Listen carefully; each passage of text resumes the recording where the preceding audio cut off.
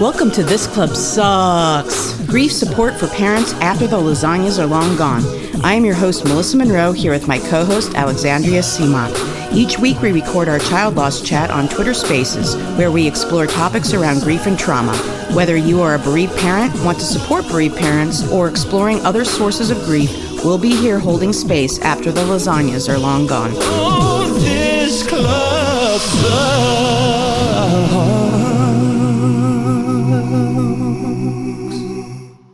Welcome to Child Loss Chat, everyone. This week, we are going to be discussing stillbirth and birth trauma with Dana Nassau, marriage and family therapist. Dana, would you like to introduce yourself? Sure, thank you. My name is Dana Nassau, obviously, and I am an associate marriage and family therapist. I spent 15 years supporting families through childbirth as a birth doula, and it was really, walking with families postpartum and after loss, dealing with birth trauma that got me on the path to becoming a therapist. So I feel like this is what I'm meant to be doing, and I'm excited to be here sharing with you about some of my knowledge and experience. Well, thank you so much, Dana. When you went back to school for your marriage and family therapist degree, were you thinking of continuing the work that you had already done as a doula, or were you looking to expand your horizons, or what was your goal, or is your goal still? Yeah, I think so. Right before the pandemic, I started some training with a woman named Pam England, who's sort of a prolific writer and has made a big impact on the natural birth community. And she has a program called Birth Story Medicine that kind of support people how to support people through birth trauma. So sitting with those clients helped me realize for myself that, oh, this is actually an area that I actually am pretty good at. And it was really fulfilling to be doing that work with them. So that sort of is what opened the door there. And of course, I will always have a very special place in my heart for perinatal mental health for couples adjusting to parenthood, to new moms, and for birth trauma, but it's not exclusively what I'm wanting to do as a therapist. I have other, interests, certainly complex trauma or developmental trauma, anxiety, depression. I actually also have emphasis in ADHD, which is sort of the oddball in that group. But that's just through lived experience and having family members that are dealing with it as well. And you are trained in EMDR, is that right? That's correct. Yeah, I really think it's important to do what we can to not just understand why we're feeling whatever or why we're having these symptoms, but for me, it's so important with EMDR that it allows you to sort of work through those experiences or those memories and actually have some healing and ability to separate the trauma from your daily functioning. So I think it's something probably everyone could benefit from, and I'm proud to be an EMDR practitioner. Well, I'm grateful to you for being an EMDR practitioner. As you know, and most people who know me know, EMDR really changed my life after my 2-year-old daughter died in her sleep of unknown causes. I found her and I had a significant amount of PTSD after that. Luckily, I had already heard of EMDR through my work as an acupuncturist, dealing with people with various sorts of psycho-emotional problems, and knew to ask for it right away.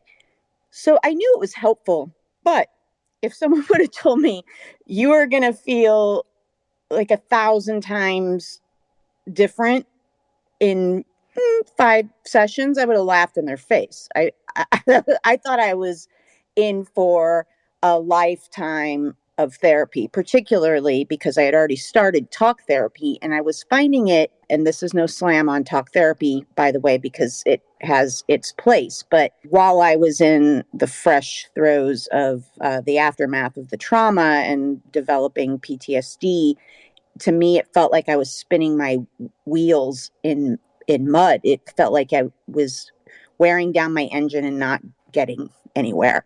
So I asked for the EMDR, and luckily the sliding scale counseling center I went to offered it, and it made a gigantic difference for me. I was really struggling with guilt. The feelings of guilt were gone, I don't know, within 4 or 5 sessions. My flashbacks were gone, never came back. I have had 2 other kind of periods of re-triggering, reactivation, never anything close to the original one. Did EMDR again both times. And really, the second time I did EMDR led to the single greatest transformational moment in my life, which is actually the point of the book I just finished. So I'm really grateful to you, Dana, for doing this. And part of the work I do in Alice's name is to raise money for that sliding scale counseling center in her name, because I just feel like it's so important. And I would really like to see it in every school. I mean, so much of what plagues us as a society, so many of our societal problems really stem from individualized, unresolved trauma. Wouldn't you say, Dana? Absolutely. In EMDR, they kind of separate big trauma and little trauma, but I think every single person has painful, at the very least, painful experiences, if not quite traumatic experiences that impact our ability to function and to relate to other people. And, these memories and these experiences are stored differently in our brains than, say, your wedding day or the birth of a child, or, other events that are still very big and powerful in our lives, but it's stored in more of the ancient part of our brains that doesn't process it as well.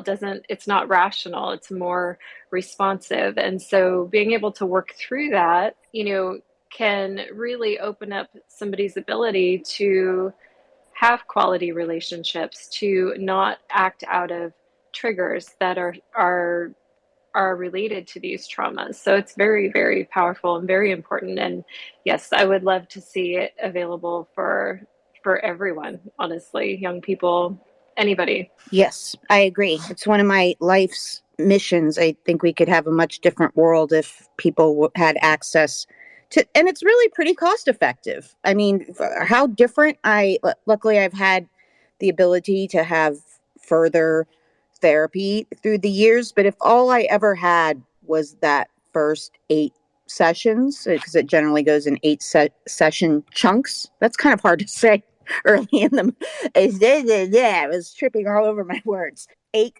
session chunks. If all I ever had was that, I still would have been so much different. And I was just in a miraculously different place. And we were talking about the brain functioning. The timekeeper part of our brain is in that limbic system, more ancient part of our brain that Dana was talking about, which explains the flashback and the physiological responses that come from triggers that we might not even be aware of. We might not even be aware of what triggered us in the moment. So an example I've seen used a lot of times is perhaps a woman is assaulted, and you're remembering the assault and the details of the assault and how it felt, and maybe the guy had a red shirt on, but that wasn't the thing that you were thinking about. And 2 years later, you're walking down the street and you see a red shirt out of the corner of your eye, and your body goes into full panic because of the red shirt. But in the moment, you might not put together that it was the red shirt, because that wasn't what stuck out for you during the trauma. So the triggers aren't always obvious, but because a timekeeper part of your brain is so wired up to that responsiveness that Dana was talking about, it can really create problems of not being able to separate what is present and what is past. And that is really what is so great about EMDR. Also, in a trauma, the prefrontal cortex and the executive functioning part of your brain is offline. Pretty much you're in survival mode. And I can attest to that. I talked about that many times. I write about it in my upcoming book. I found it mesmerizing, really. I was like, wow, my brain is broken. It just does not work like it used to. And so it didn't upset me really, but I was keenly aware that it didn't work. And EMDR, because it helps you online the prefrontal cortex and your executive functioning parts, it allows you to begin to create a narrative around whatever the event was, which is so critical to healing. Did I do a halfway decent job at explaining that, Dana? I think you did a lovely job. And the interesting thing about the way that those trauma memories work, the brain is trying to protect us from future situations that are going to be dangerous, like the one. So that shirt was a great example. It's like the brain is constantly unconscious to us searching for things that might symbolize those dangers that we experienced and to keep us safe. And so, the responses that we have to things, the aversions that we have to things that we don't understand can also be related to this way that our mind is trying to protect us without us even being fully aware of it. Yeah, it's so amazing thing, our brain and our psychology. I want to loop this back to stillbirth and birth trauma. I found statistics saying that as many, and I think this must be for America because this seems low globally, 25,000 women a year, or 1 in 4 women, experience some sort of pregnancy loss. I think that 25,000 was stillbirth particularly, and that as many as 1 in 4 women suffer some form of pregnancy loss, which is insanely high statistic. And then you throw in other kinds of birth trauma, which I would like to talk today, even though this is technically a child loss chat. Birth trauma, I feel, needs to be addressed with stillbirth. Perhaps the baby survived, but it was touch and go there for the mother and the baby. That's still going to produce an enormous amount of trauma. So it's something else I want to talk about today. But those are really incredibly high statistics. We have such a poor infrastructure for support for women and families after they have a baby in the best of conditions. And I imagine that it's 5 billion times worse for people who have experienced stillbirth and pregnancy loss. I am fortunate that that has not been part of my story. I've had other bad parts, but this wasn't one of them. But with the stillbirth, not only have you lost a child, you've lost a child that you don't really know.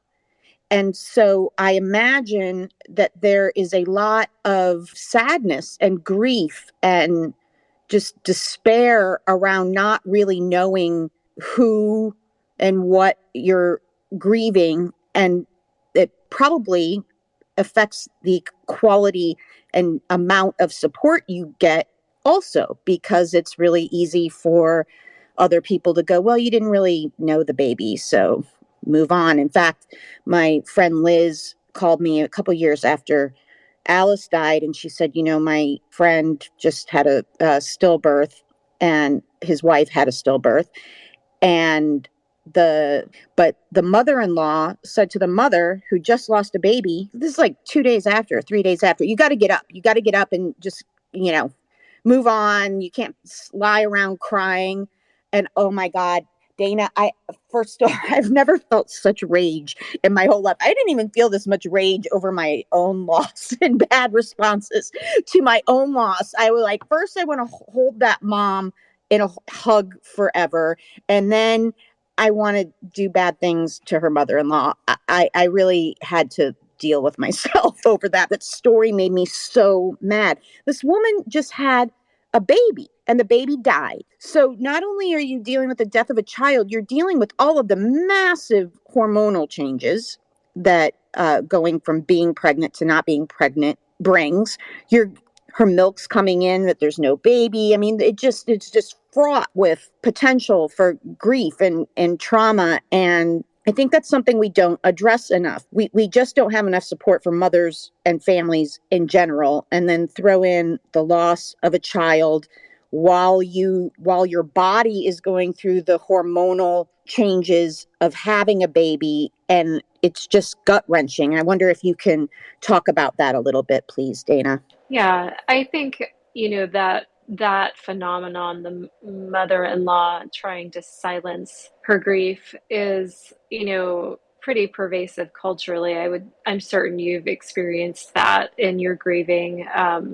People are really uncomfortable with other people's sadness, and that's a really hard space for them to hold. And we do this to children as well, right? They're crying and we want them to stop crying because it makes us uncomfortable instead of entering in and seeing where they are and what's going on with them. So this is like just part of the fabric of, I don't know, American culture. We don't really create that space. And so then you have a mom who's definitely dealing with all of the physical responses, the breast milk coming in, having just given birth, and we don't acknowledge actually what a toll that takes on somebody emotionally and physically. It's sort of, again, this like American, like, get up off your feet, get up, pull yourself up by your bootstraps, and just get right back into it. And this is, for women who are not dealing with loss. Just a woman who's had a baby, we're kind of saying, okay, jump right back in it. That's the American way. And so, it really kind of creates this isolating experience where now here you are, you've gone through all of the process of having a child, and you have all of these things for a child, all these things that people bought for you, and then you kind of feel like you need to pretend that nothing happened, and no one can really, very few people provide sort of that support for the actual process of grieving that you need to take in that situation. Because like you said, it's like this person that you didn't know, but it's also this whole lifetime and person that you've envisioned and have loved already, and they're not there. And so it is an absence. There's somebody missing from your family. It's not just, oh, well, they never came. They were supposed to be there and they're not. And that's a really, it's a strange kind of loss. I haven't experienced stillbirth, but in my own way, I've had miscarriage and was surprised at how much it impacted me and how little we talk about it culturally. We don't make space for women to discuss their birth traumas, and far more women experience birth trauma than are going to show up in the statistics, because it's not always about, a bad thing that happened or a near death or perhaps dangerous situation. Sometimes it's about being misunderstood or disrespected or treated poorly during the experience that creates a lot of trauma, and it connects into often those triggers that are already there from childhood experiences. A lot of times those things become activated for women during their childbirth because they're truly vulnerable, and they're entering a space that is primal. It's nonverbal. It's in this sort of other world. That's kind of the place where women need to go to have a baby. And so they're not able to speak in the same way. It's a very different experience than just normal daily functioning, that birth process. Oh, absolutely. And it's something that no one can really prepare you. All your friends can tell you about their births, and you don't, and their pregnancies, and you don't really get it until it happens to you. So with the stillbirth, the trauma, some losses, it's primarily grief. Some losses involve trauma. I would argue that stillbirth is obviously grief and trauma mixed, which, can be referred to as complicated grief. There's also ambiguous grief, where Pauline Boss speaks of ambiguous grief when she speaks of, like, when there's not a body, when you don't know exactly what you're grieving. Maybe it's a kidnapping or a disappearance. Maybe it's death during wartime, and there's not a body that comes home or an accident or like a 9/11 situation, and unexpected and unexplained death. A lot of stillbirths are unexplained. My daughter's death was unexplained, could also fall under the umbrella of ambiguous grief. So it seems to me with stillbirth, you have the potential for all of these things happening simultaneously, plus the hormonal insanity that goes on with birth in general. And this can really create a complicated situation for a person who is also, I think we all agree, not receiving the level of support that someone might receive had they lost an older child. Would you agree, Dana? Yeah, I definitely think so. There's people don't have that relationship or experience with the child themselves to really mourn it as well in the same way. And so certainly there's a different experience there. I think my personal approach to things like this, I really find ritual is very important. And it's something that we don't make a lot of space for in our culture. But, this is a person, this is a soul, there's love there. And, you know, even though there's nothing tangible to connect to this person, it's important to remember them and to remember that the place that they have in your heart. And so different people can, do this in different ways. I know something that became popular, or maybe not popular, but there have been several articles, and something you can read about is like the Japanese tradition of Mizuko Kuyo. I'm not sure if I'm saying that right, or these Jiso statues that people place in the temple, or a more Americanized version is placing it in your yard, something to kind of connect you to the soul that was lost. And really, ultimately, I think the thing that needs to be done is that we need to really allow ourselves the space for the grief. Carla McLaren creates a really lovely picture of grief as a river that we need to immerse ourselves in when we are called to that, when that is our experience. And one of the things she says about the river is that when we shed the tears, we actually fill the water that allows the body of the dead to be carried on. But when we're not shedding those tears, when we're not allowing that full grief process, then that person stays with us in a way that is creating unease or unrest for both us and for them. And so allowing the full process of grief, staying grounded in that body process and listening to what your body is asking you to do, instead of sweeping things under the rug and getting back up. And this takes time. It's not something that happens in a day or two or a week or in 6 weeks. And you may find, I'm sure, as you know, Melissa, that, you may be fine for a week or two, and then something happens that just hits you. And, and that's okay. We're not on anybody else's timeline. And it's something that you can go at your own pace. And so I find it very important, and obviously, if there are other children, there are other tasks that need to be attended to. Obviously, with a stillbirth or something like that, there's going to be a house full of things prepared for the child, and that's that's a difficult thing to face. And I think families, need to figure out a way to do that that's meaningful to them, whether it's having somebody come in and remove it for them, or actually, some people will maybe create something like a shrine or something with some of those items.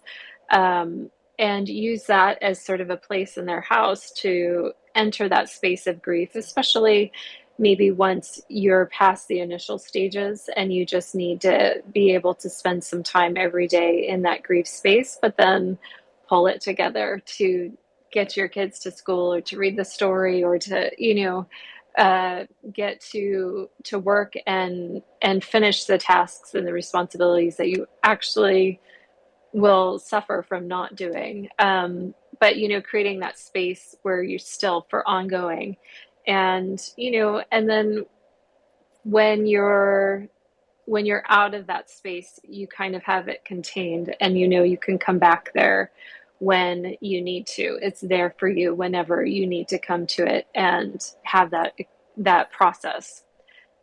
Just some thoughts. I love that. And I love that river metaphor for many, many reasons.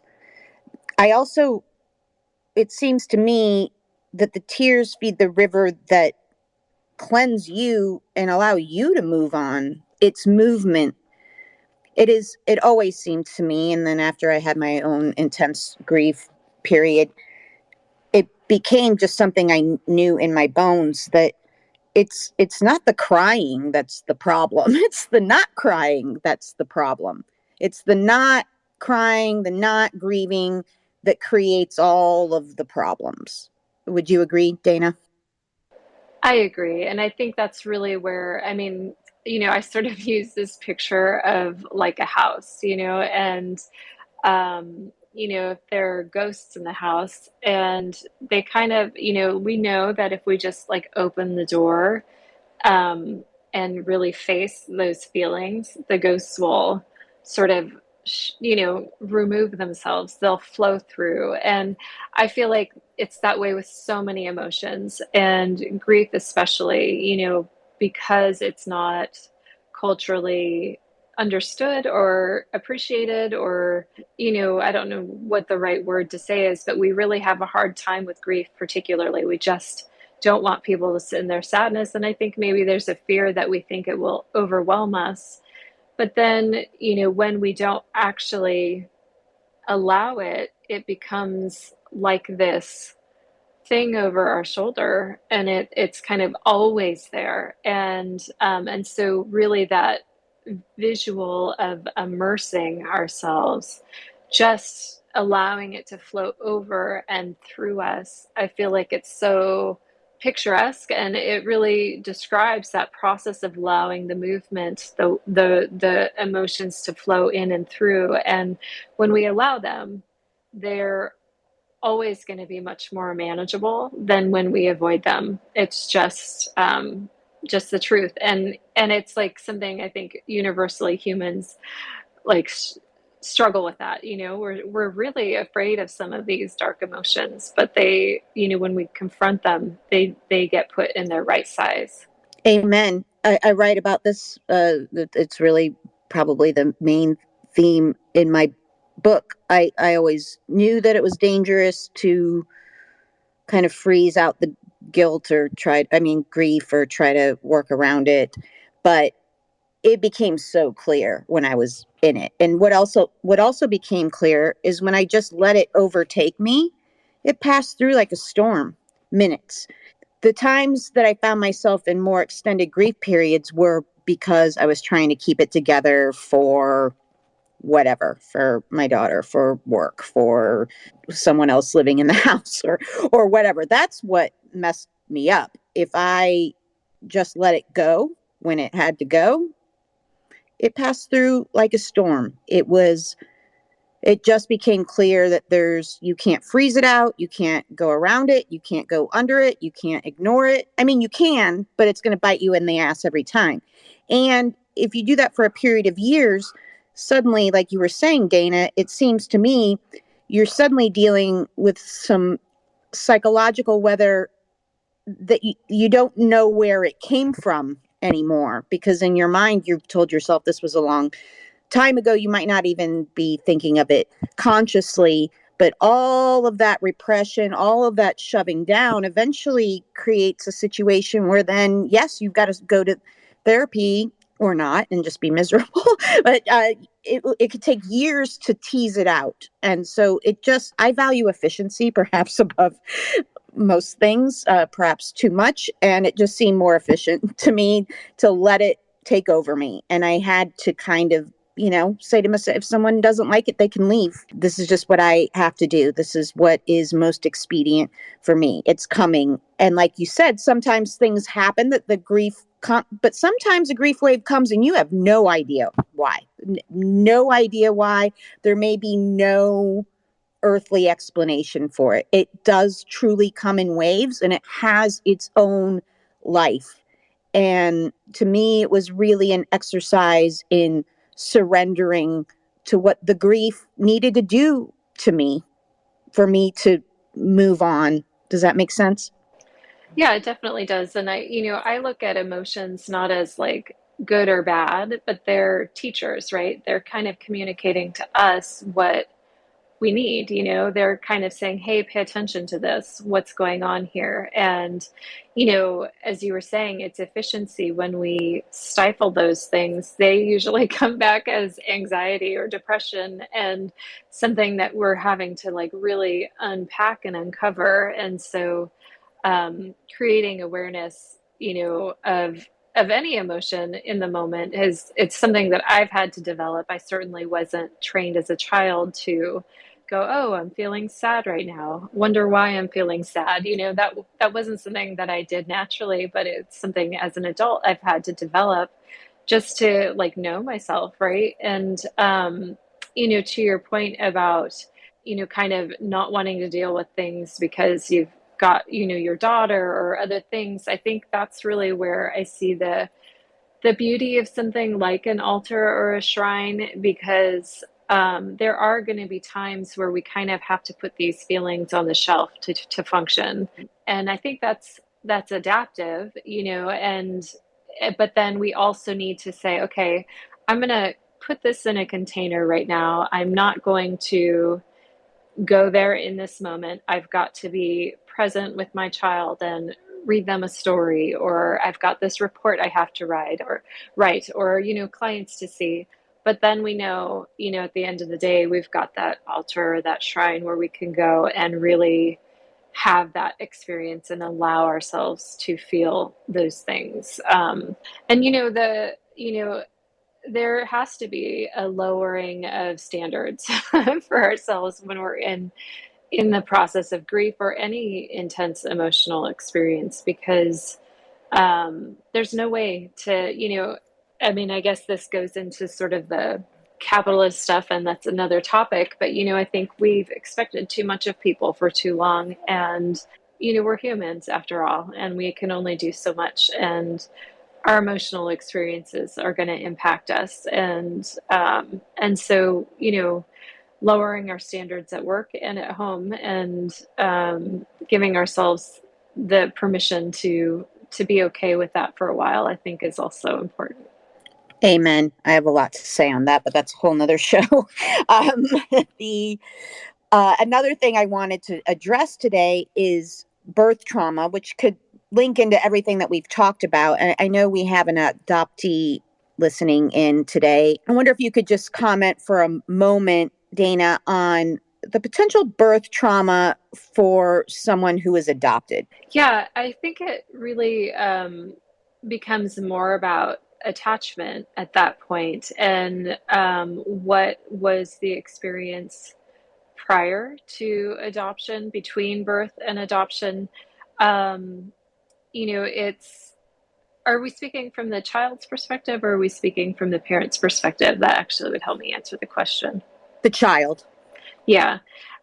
So, we have this, I mean, it's actually a very fragile process, the attachment bonds and the things that need to happen between parent and child. And that's really like the framework, the foundation of our sense of self and our sense of, self-worthiness, is, having that mirroring initially, and that person who's just following your facial expressions and cooing at you, and kind of this back and forth that happens between mother and child or parent and child.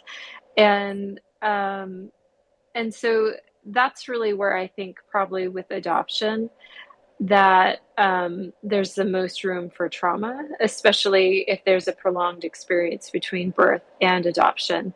I mean, if baby's born and goes straight into the arms of, adoring parents, they're going to be getting that mirroring. But there is something I think psychologically that happens to a child, and that's a little bit harder to explain, and I think probably under researched, because we don't really, that those attachment relationships I think are undervalued, especially when we talk about, I mean, undervalued as far as like where we spend our time and efforts and resources as a culture. Because if we really understood and really valued the importance of this attachment, we would have dramatically different policies for postpartum, time off work, supports that are made available to women. If we really understood how critical those early childhood attachments are, we would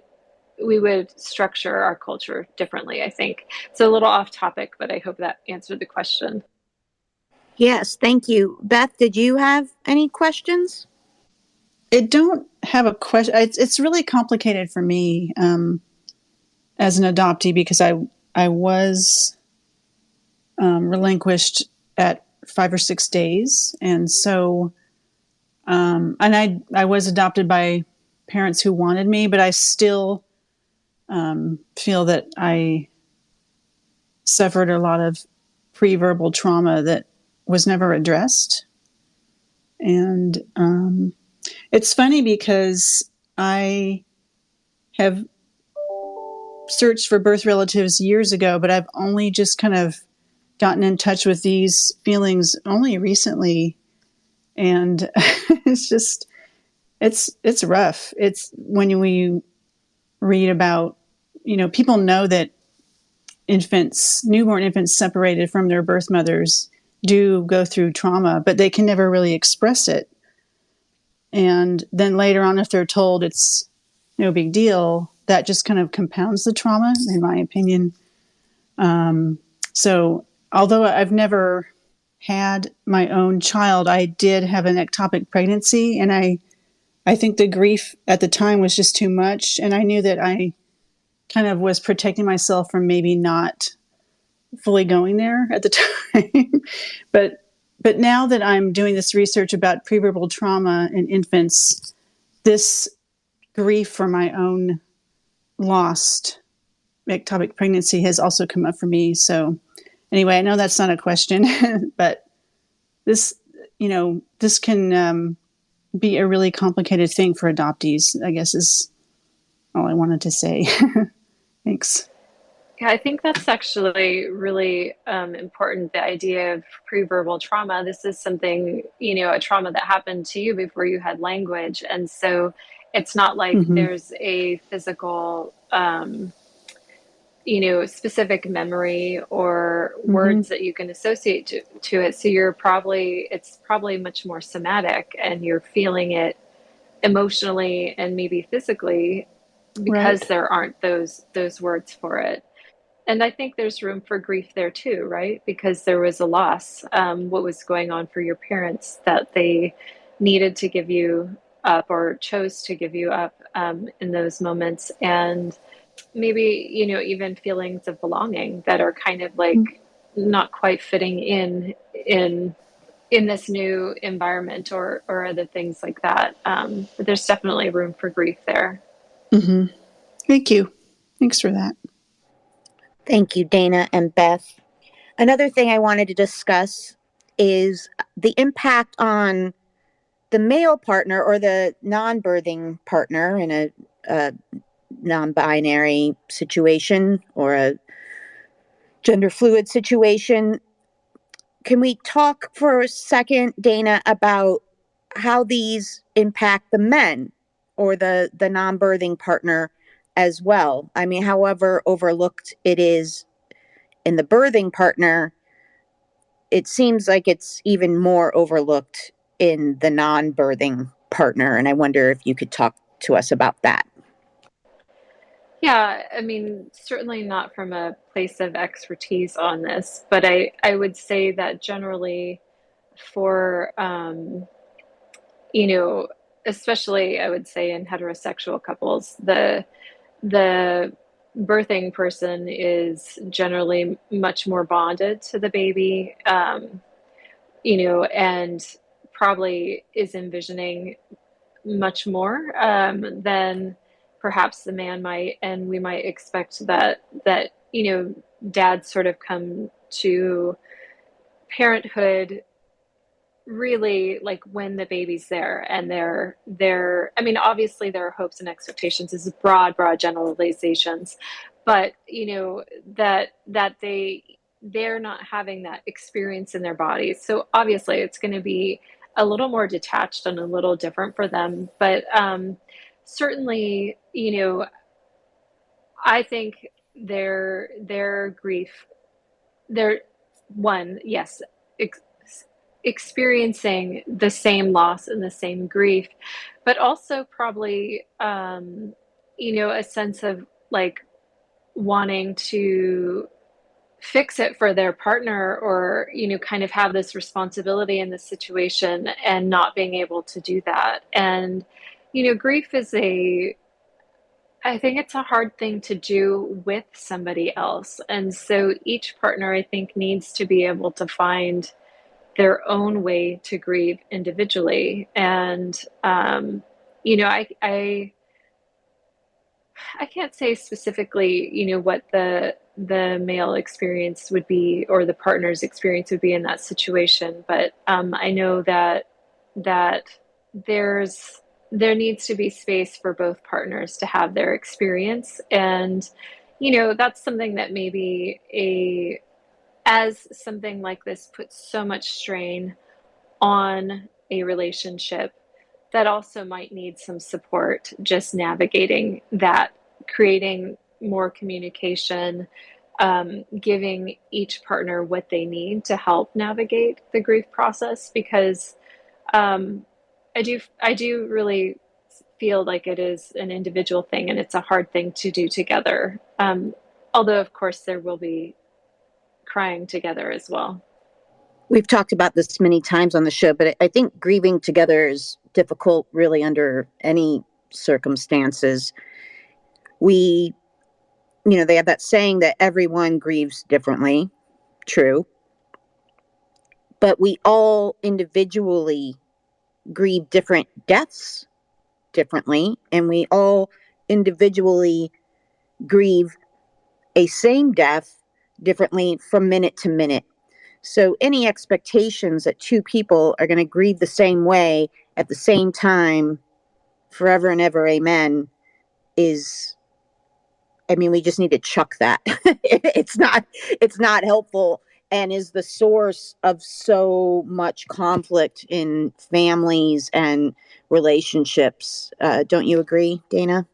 Yeah, I think so. It's really easy to, you know, get mad at somebody because it seems like they're not sad enough because they're not crying, but maybe they're just, they're doing it in their own way, and some people kind of work through that stuff by, especially I feel like this is sort of a male thing, like the physical things. It's like kind of allowing that emotional release through their bodies. And yeah, we do, we have to, the most important thing is the grief process, whatever that looks like for each other. And I think that's where the communication piece is really important, because it gets really tricky, like we can make assumptions when we're not communicating that could be really wrong. And so just being able to talk through what your experience is as a couple, and support each other and give each other space to do things in their own way, is really important. Absolutely. And again, I think we grieve differently at different times between each person, et cetera, et cetera. But it seems even more so after a stillbirth, because the birthing partner, the woman generally, has so much physiological stuff going on. She's had the baby inside her body. Her body is going through all of the changes that it goes through after you have a baby or after you lose a pregnancy. And so there's no way she and her partner are going to experience it the same way. And we really just have to be open to each other's grief processes. And if it's too challenging to be around it, then we have to figure out how we're going to give each other space. Before we close up here in a few minutes, I wonder if anyone else had a question or a comment. Dr. A? Yeah, this is a question for Dana. You said that you recommended or advised that people have grief rituals. What kind of things would you recommend as grief rituals? Like if someone says, I don't even know how to start, what would you recommend? Yeah, I mean, it's very, it's very individual, isn't it? I mean, it could, be like a shrine, as we mentioned, or a place where you go to sort of to grieve, and maybe when you're feeling that the grief is as complete as it's going to be, where you don't need that shrine anymore, you might be able to bury or burn an element of it. Other things would be like the statue that I mentioned, the Japanese Jizo statues, perhaps something within religious, elements. I know like the Jewish Kaddish is a ritual where, everybody's saying the same prayers and they're spending a certain amount of time actually grieving. There's a space for grief. So maybe, other things could be lighting a candle or at the church or wherever you feel like that's something you need to. I know other people will actually create a gravestone and go to the gravestone. So these are just things that are ways of commemorating or helping the grief process, acknowledging maybe their closeness while also, I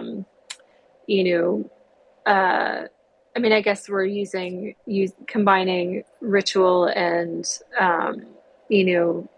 with commemorating, but these are all kind of symbolic ways of just acknowledging the impact that this soul has had on our lives, that they weren't just an idea, but they're part of you.